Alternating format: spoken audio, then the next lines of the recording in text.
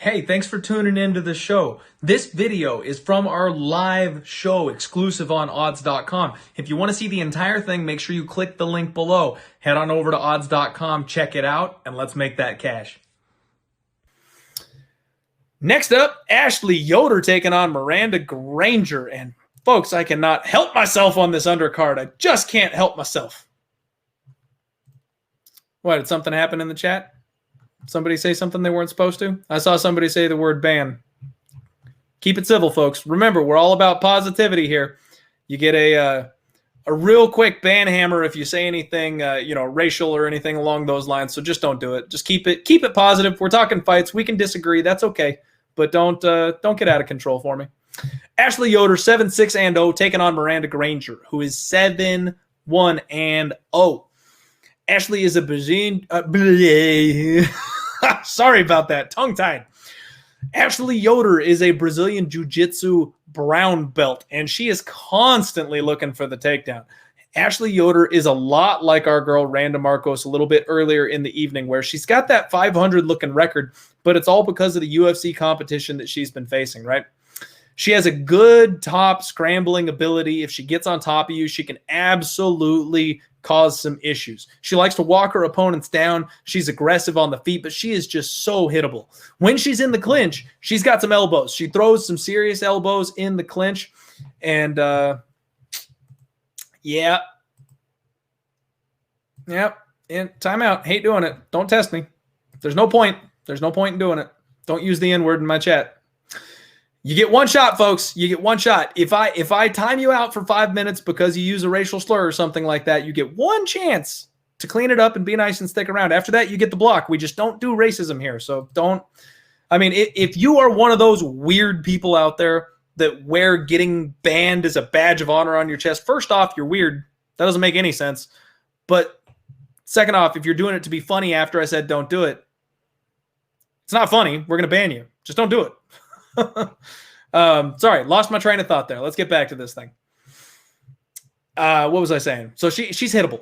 She is so hittable. She walks her opponents down. She wants to grapple. She wants to take people down, but she just is wide open to get popped in the face when she does that.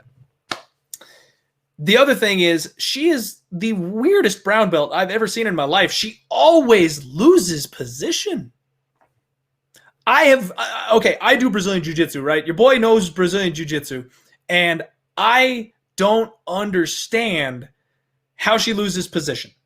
I've never grappled with a brown belt. Hell, I've never grappled with a purple belt that loses position as easily and as often as Ashley Yoder does. She gets way too high on her opponents and falls off, and then she's willing to play on bottom. She's one of these fighters that thinks that she is so good that she'll play on her back. And just she'll get grinded away. She'll get grinded away. And that's how you lose fights. Miranda Granger on the flip side of this thing, she has extremely fast hands. I love the hands of this chick. She strikes well from distance. She's extremely strong in the clinch. She's another one that's got that dirty boxing thing going on. And she throws those John Jones-esque side kicks to like the knee to the front leg, trying to keep her opponents at range and work that front knee, make it hard to stand on, take some of that durability away, make it hard for opponents to get the takedowns. She is very, very patient after hurting her opponents.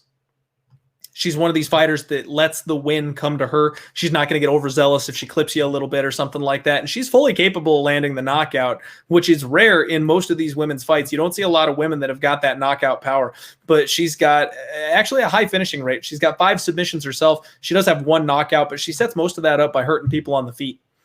She is Miranda Danger Granger, and I just want to go ahead and give her a little bit of props for the awesome fight nickname. And apparently I like fighters that are nicknamed Danger. I like Matt Danger Schnell as well. And this is a spot where I want to tell you that the numbers lie a little bit. So in a lot of other sports, football, baseball, basketball, the numbers are everything. You can crunch everything down. You can crunch everything down to a science. We have seen this happen so many times. This is their average. This is their percentage. They're never outside this window. This is what they do.